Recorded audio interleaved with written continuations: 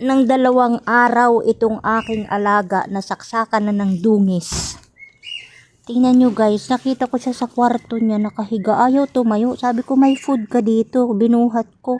Hala, umaray siya nung nahahawakan ko. Tumaga pala yung maga siya guys. O yung ano niya parang drumstick tuloy. Maliit lang naman yan eh.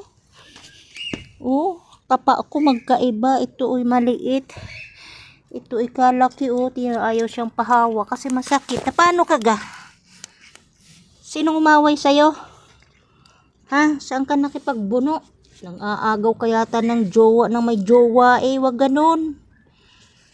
Yata naman eh, meron ng jowa yung nilalampong eh. Kaya pinawala.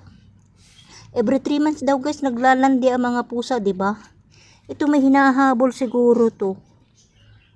Ikaw ah. Bad ka. Yan, niluto ko yun sa'yo, oh. Yung, di ba ang pusa, ang kinakain ni isda? Nako.